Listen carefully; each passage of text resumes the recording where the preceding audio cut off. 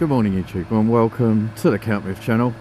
Finally, it's time, the bike is running. Let's do the review of the S1000XR 2017 model.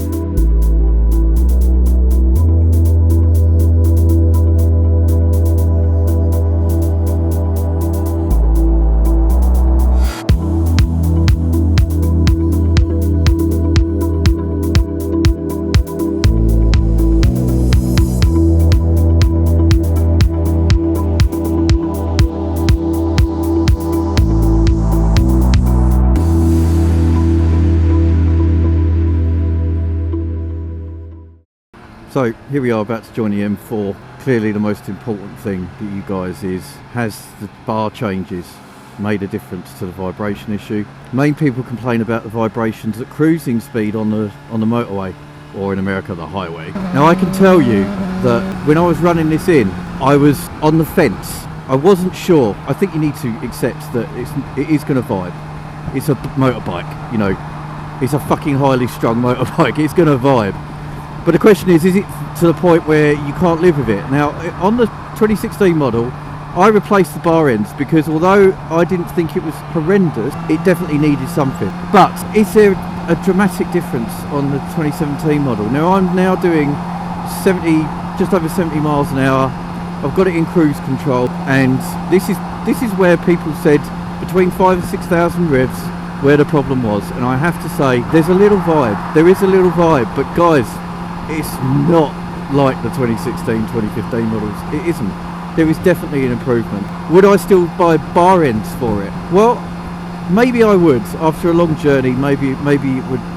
You know, the bar ends on my 2016 model really made a massive difference. And for what, 60 quid, it's really a small modification.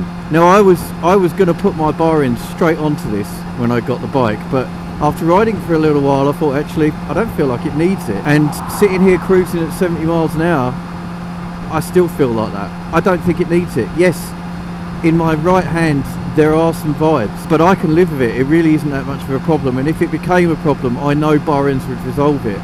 So please do not think that this bike is not in your purchase range because of the vibes. It really isn't a problem. Let's just crank it up a bit. Most people travel at 80 miles an hour on a motorway. And at 80, the vibe in my right hand's completely gone. Completely gone. It's definitely in the kind of 5,000 to 5,500 rev range. That's where it kind of sits. But I have to say, it's really not an issue, guys. It really isn't an issue. And if it niggles at you, if it bothers you, get yourself a couple of bar ends from wherever. There's loads of places that do it. I think I got mine from HVMP. I'll put it on the screen now just so you know which ones I got. And they're really good. They are very good. And they will make a big difference if you've got one of the older models. If you've got one of the newer models, I personally don't think you need them. You'll also notice that I've got a big screen. You guys who watch my channel know that on the last bike I had the Purig touring screen. I took that off of my bike before I got the new model, and I've replaced it. Now, this is a personal preference. I get a kind of motion sickness feeling from the wind that comes off of the standard screen, which is the reason why I replaced that screen with this one.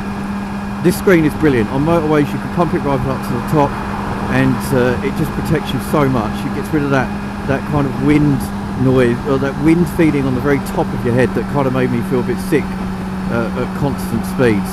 And when you're off the motorway, just honk it down and it's perfect. Gives you more protection in the lowest setting than the original one does in the highest setting. So the Purig screen, totally recommend that as an add-on.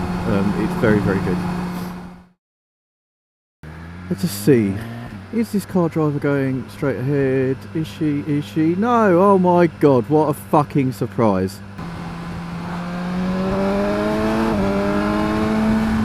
Well, okay, so for overtakes, it's a very good bike. It's very good. It's just got what you need when you fucking need it. This is the kind of scenery where this bike wants to be. It wants to be on the open road with lots of twists. Alright, there's no twisties on here, but you know what I'm saying. It wants to be in this open road, some twisties. This is where this bike excels. It's so balanced, it's so poised, it is just effortless to ride, that I would totally recommend this bike. I love the XR range. These bikes put a smile on your face. They put a smile on your face. They're extremely well made, and there's nothing this bike likes more than going around a bend as quick as it can. The XR has the ability to make you feel like a bit of a hero. It's one of those bikes that, you know, with all the safety stuff on it, it does give you confidence. Now, there's now, you know, 44 Teeth recently did a review on KTM's Tourer, Adventure Tourer, and they said that actually sometimes that's a hindrance, and I totally agree with that. But yeah, these bikes really do give you confidence. All the safety features that come with these bikes, they give you a load of confidence in the machine and what it can do. It allows you to do things that, you know, on my old bike I wouldn't have done. On my first bike, my F800r, I wouldn't have gone around bends as quickly as I do on this bike. I just wouldn't have. I guess what I'm trying to say is that this bike is confidence inspiring and you feel safe on it. So comfort wise, it's very comfortable to ride long distance. I've replaced the seat, as you saw in some of the cutscenes. I replaced the seat with the HP comfort seat, and I would totally recommend doing that. I find that the standard seat on this bike isn't that comfortable. Now, I particularly have a bony arse, so if you're one of the lads or one of the girls that has got a bit more cushioning to your posterior, then maybe you don't need the additional seat, because it is like 500 quid. But I am a bit of a bony arse guy, and so I wanted something with a bit more cushioning. But I also wanted something that had a bit more style to it. And the seat, the HP seat, comes with our logo on it, and I mean, I just think it makes the bike look 10 times better. So I went out and bought one. So if you've got the money, get yourself the additional seat. You won't regret it. If you haven't, the standard seat is absolutely fine, but I think if you are on the bony bum side, like myself, you may find it a little uncomfortable, and you might want to get some padded shorts. So let's talk about sound on the S1000XR 2017. You know, it's got those fucking EU laws. It's got a valve in the exhaust that keeps it quiet, and BMW done quite a clever thing with it. They've basically got this valve that stays closed below kind of 5,000 revs, and then when you really open the bike up, it opens the valve and you suddenly get a really meaty noise, and that allows them to cover off the stupid EU law in little towns and stuff, so the bike's quieter than it would be without the valve. But when you're out having a bit of a blast in the countryside, it allows the biker to hear a nice fucking bit of grunt from the engine. Now, I've got the Attribution exhaust on this, and I love that exhaust. It's a really nice exhaust. I haven't taken the baffle out yet. Taking the baffle out makes very little difference because the baffle is so small on the exhaust. But I did it on my 2016, and I noticed the difference enough to make it worth doing. It just made it a bit more grunty at lower speed, and that's what I was looking for. So I would recommend getting the Attribution and taking out the baffle if possible. There's 4 road modes on the S1000XR. In the 2017 model, there's no change, so it's exactly the same as the 2015 and 2016 models. But let's just break it down. You've got rain mode, obviously used for wet conditions and when it's raining. Basically, in rain mode, all of the safety features react earlier than they would in any of the other modes, and you don't get 100% of the torque, or the maximum amount of torque of the engine. The throttle response is dampened, so it's just basically it's not as responsive. It's a lot smoother, it's less kind of punchy. It just means that on a bend, for example, as you're coming out of the bend, in rain mode, if you really throttle up, the bike isn't going to snatch away from you and potentially, you know, cause you a bit of trouble in the rain. Then you've got road mode, so you get a maximum amount of torque in road mode. You get a very responsive throttle. It's not as responsive as if you go into dynamic mode, but the throttle's very responsive. You get a full amount of engine power, and all of the safety features are enabled, but they react a little bit later than what they would if you were in rain mode.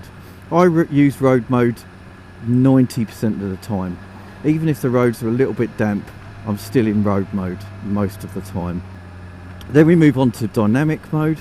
So in dynamic mode, again, all of the safety features are enabled, however, they react later than they would in road mode. Also, the throttle is really responsive. It feels amazing in dynamic mode, this bike. It feels like a different bike, to be totally honest. In dynamic mode, the setup of the suspension changes as well. It drops into dynamic suspension, just tightens everything up, and you just feel the road a lot more than what you would in any of the other modes. And then, lastly, there's Maniac mode, or Dynamic Pro. Dynamic Pro is basically a track day mode. I mean, I know people that have this bike that have put the dongle in, because you have to put a dongle in that you get with the bike in order to allow you to use Dynamic Pro mode. I know people that have put the dongle in, they use Dynamic Pro really on any day like this where it's really dry. BMW, in the booklet that you get with the bike, they basically say Dynamic Pro is made for really dry days where there's a lot of visibility, you can see exactly what's going on around you. I personally haven't got the bike set up for Dynamic Pro. I just don't feel like I need it, but you know, that's my personal choice. One thing to mention, that in dynamic mode the suspension setup is also in dynamic, and so the suspension's tighter there as well. The mirrors, guys, the mirrors are brilliant. I mean, for a start, there's no vibration in the mirrors at this speed. I can see exactly what I need to see. So let's talk about the brakes on the XR. Well, no change to the 2017 model. Still Brembos, of course, and it's still got ABS and ABS Pro. These brakes are very effective. They're integral braking systems, so basically if you brake on the front brake, then an amount of back brake is also included. You've got ABS Pro, basically it's ABS in the bend. If you're going around a bend and you brake, then obviously what the reaction of the bike is to sit upright, and that takes you out of the bend, and can be quite dangerous. And hence the reason why bikers don't particularly like to brake in bends, unless they really have to. What ABS Pro does is it tries to lessen the effect of the bike sitting upright. So you can brake in the bend to a degree, obviously. These things are not infallible. But it's just an additional nice safety feature that I think most bikes are going to start introducing going forward, if they haven't already. The brakes just give you a level of confidence. They do stop very well. It is amazing, this bike. In these conditions, this is where the bike wants to be. And you know, the only downside is you just don't realise how quick you're going. You have to really be aware of your speed, because the wind protection is so good that you just don't feel like you're going at the speed you're going at. But it's so much fun to ride. You know, and the Baron from Grumble said it so well. It shouldn't be doing this! Do you know what I mean? It's a fucking... You're upright, you feel like you're on a fucking touring bike, and this thing is ripping your eyes out. I have not opened this up to its full potential. I just haven't, because it's too fucking scary. You know, you get off the start on this thing, you stick it in second gear, and you put your hand down to the floor, and it's ridiculous. The thing I will say about the XR is, you'll never get the full potential out of the fucking size of this engine, and the power that it provides, unless you're a maniac, or you're on a track day. But it's so brilliant in the bends that it just makes it so much fun to come out of a bend and roll on the throttle of this bike and just feel that power is brilliant. It's the best feeling in the world. Sorry, Mrs. Mift, but it just is. It's fucking insane. There isn't a lot more to say about the XR other than to say that the vibrations have absolutely improved since the 2016 model. The matte colouring I love. I think it just makes the bike look mean. It's like a Decepticon. You know, it's just an evil looking thing now, which is exactly what the XR should look like. It should look like it's going to kill something. It should look like a Star Destroyer. It should look like a Decepticon. It should look like some sort of youth, some sort of skinhead that's on the other side of the road that you don't want to go near. That's this bike. It's just mental.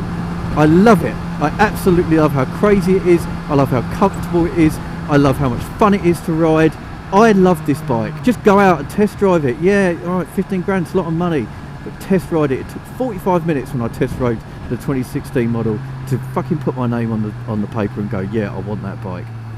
I totally recommend that you go and check it out. Anyway, guys, I hope the review's been good. I've been Cat Miffed. You guys have always been awesome, and I shall catch you at the next one.